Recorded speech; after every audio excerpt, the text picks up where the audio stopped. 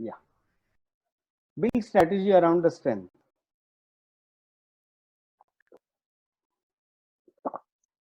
The entire task of this person is to identify the strength and build strategy around it. Now I'm mentioning a word called endless game. What is this endless game? Like any game that you play, like a football match or a cricket match, there is a dates play. That means in cricket it may be 20 overs, 50 overs, or 5 days test. At the end of the fifth day, there is a decision as to whether you are successful or you are a failure. In case of businesses, it is not like this. In the case of businesses, it is not a win or a loss. There can be multiple businesses which can coexist. It is question of how you make your company stronger. What are the ingredients you are creating within your company so that it lasts longer and it grows faster? So although there is a theory of target orientation wherein every month there is a target given and whether the target is achieved or not, the success or failure of a company is not decided by whether the target is achieved or not. The success of a company is decided as what have you done today to actually make the company stronger for the future. How are you making the company future ready? And that is what that future readiness thinking is what is essential for a business to grow in real sense. So why I'm talking of endless game is this is not going to stop in 1 month or 1 year or 2 years or 5 years. A business is a continued business, and when we are talking of continued business, we are not talking of achievement of target every month. We are talking of what are the efforts we are taking every month to go further. And when you keep taking efforts, the results do come. If we work only for the results, then sometimes there are shortcuts on the efforts, and then those companies create actually problems. Or it is not your win or loss over the competition. It is purely what you are creating for yourself. So I call this as an endless game, and it continues and continues forever. That's why companies live much longer duration than the individuals do.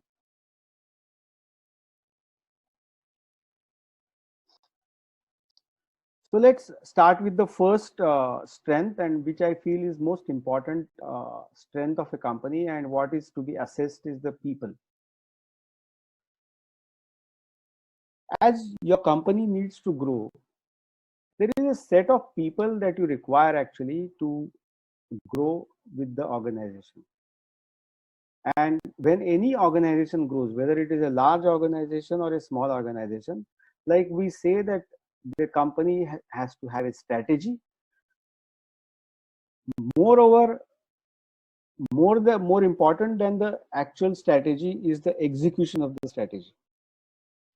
Now, if you look at any organization, the organization is as good as its execution of the strategy.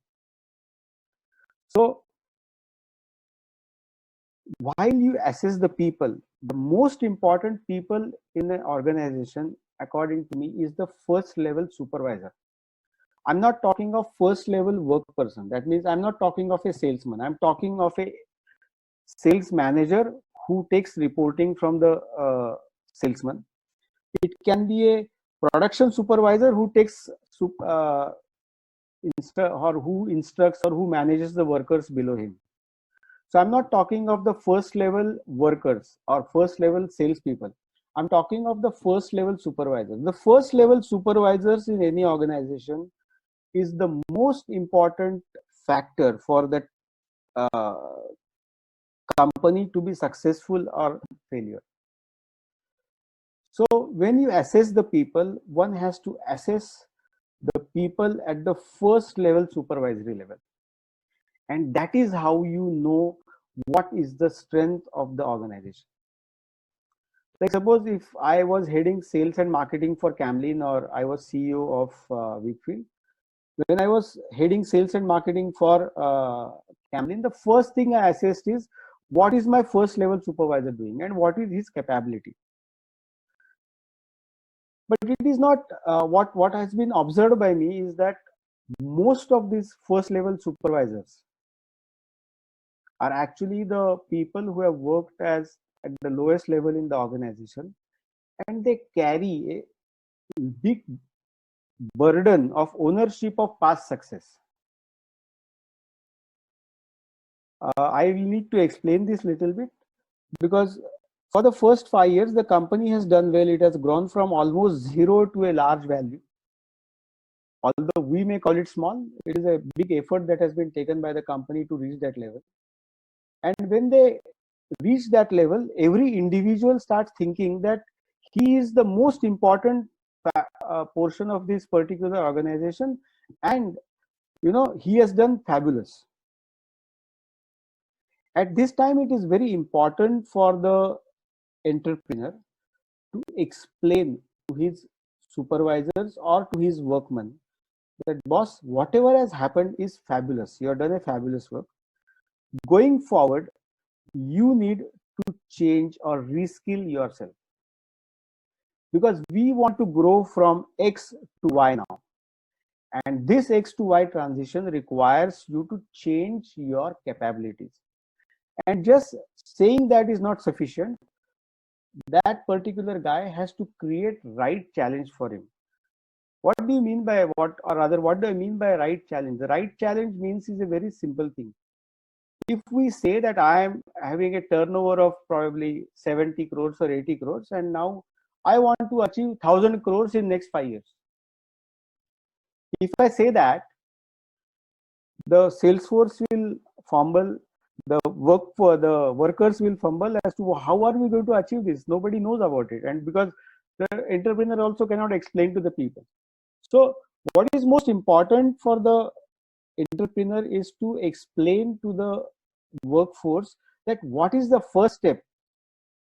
The people don't need to understand what is your 10th step. People need to understand, the working people need to understand what is my next step. That's all what they need to know. And that should be the right challenge. That should not be something which they can never achieve.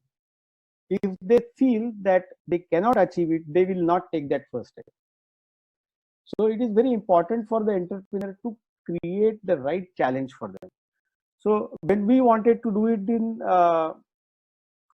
say Camlin or Weakfield, we created a challenge of growth from, say, what the current growth, if it was 5%, we have given a growth challenge of something like 20%. As to this is achievable. If we tell them that it has to be 50%, people will lose the heart at the first point itself. So creating the right challenge is very important. Apart from this, what is most important is the people should know what questions are going to be asked to them.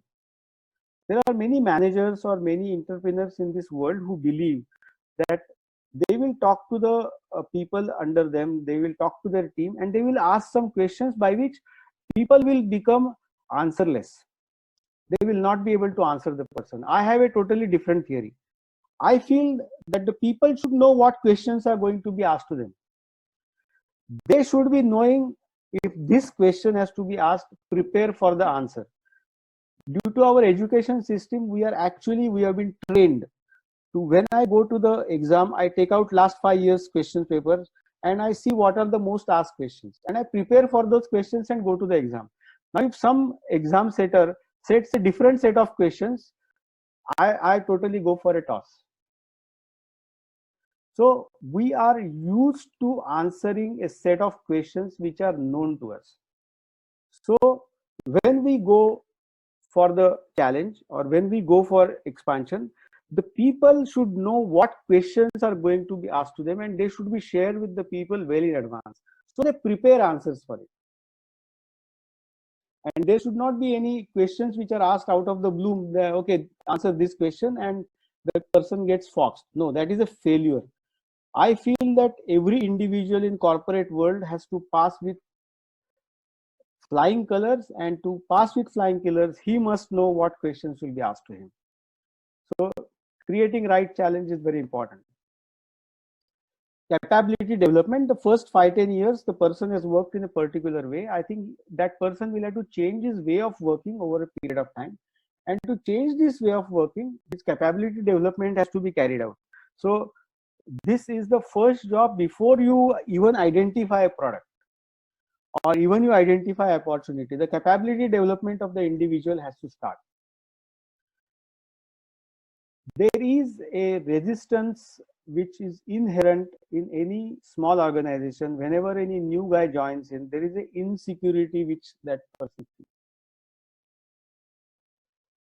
So there is no direct solution to this as to this is the solution to actually solve the problem. It is the manager who has to, or the entrepreneur who has to ensure that the current sales force or the current workers, the current production supervisors don't feel challenged, but they feel comfortable. They feel that they should be able to improve their capability, and companies taking sufficient efforts on them to improve their capability.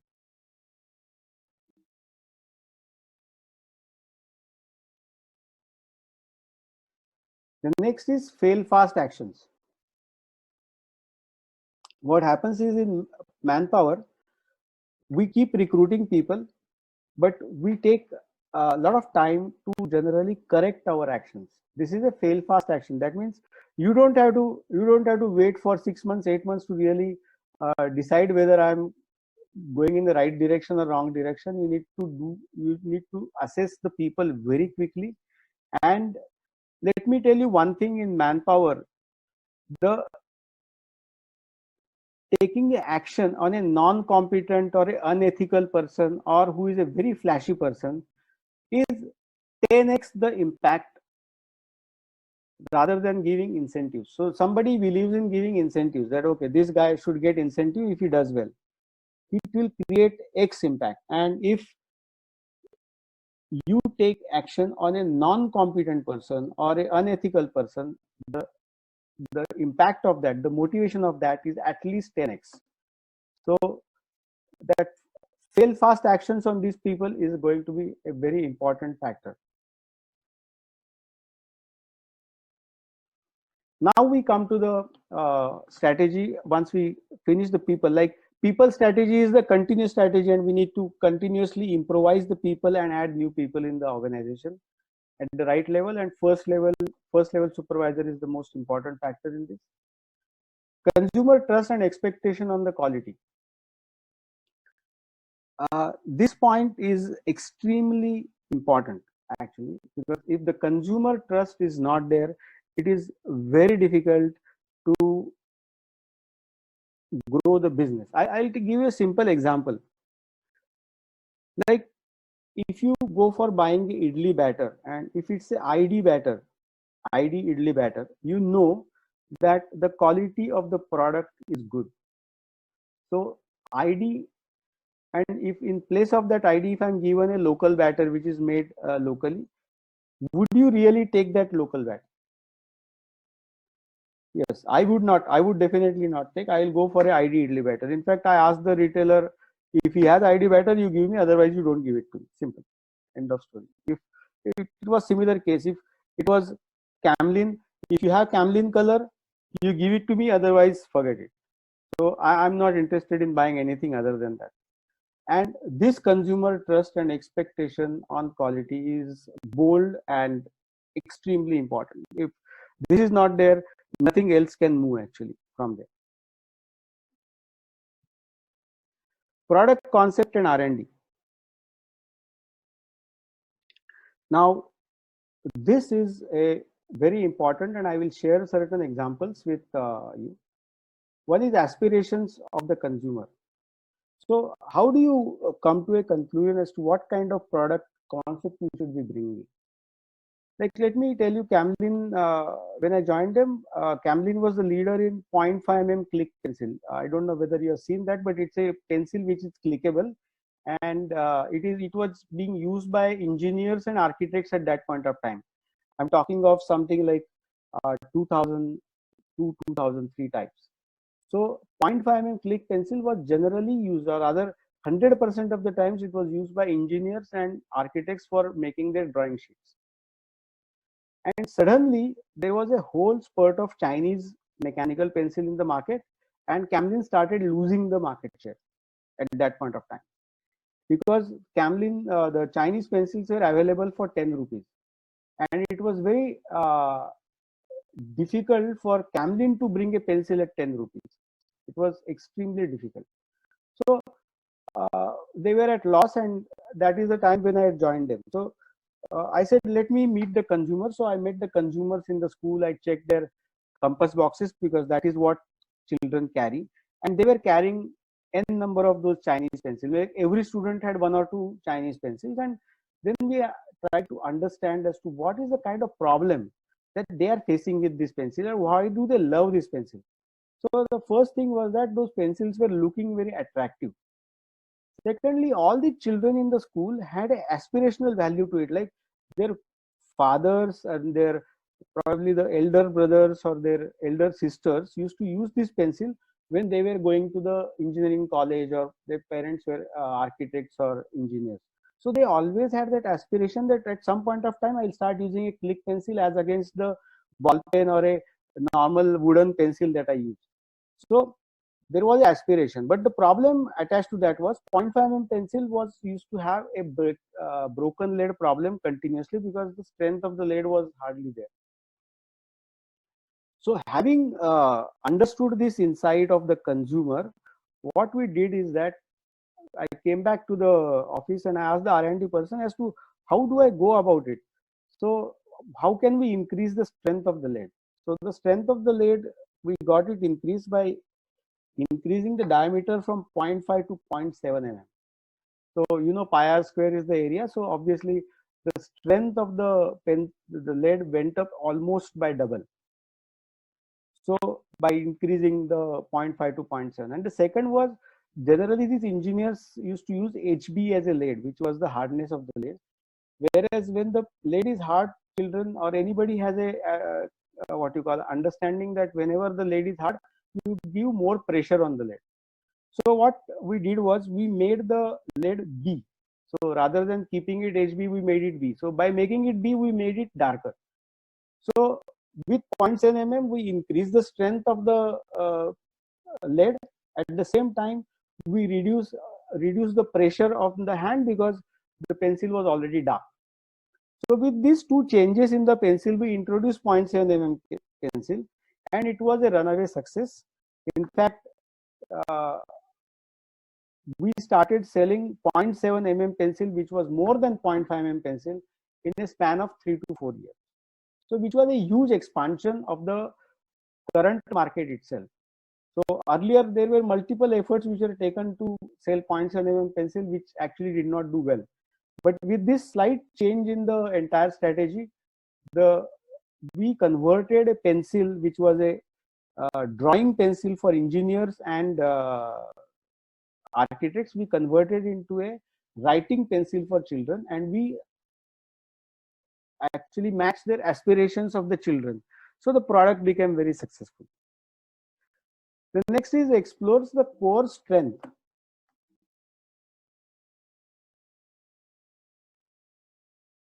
The product explores the core strength. Is the product in line with the core strength of the company? So yes, obviously 0.7 mm pencil was a mechanical and a stationary pencil, so it was in line with the core strength of the company. Now there are certain products where they need not be from the core strength of product, but if the product concept itself is so strong, then it can still work. Like I'll give you an example. There is a company called Paras, which is owned by one Mr. Patel actually, and then he also has this new company which markets fog. This is one company which is very strong on the concept. So they brought the concept of move, crack, and decode, and they were very successful. The product concept itself was so strong that on the product concept itself, this company grows actually. At the same time, when they got into fog, which they said that it is a perfume without the gas, so that concept also did extremely well actually. So that is one of the big advantage. And bringing if the company has a strength on the product concept, then one should actually develop that. then the brand identify the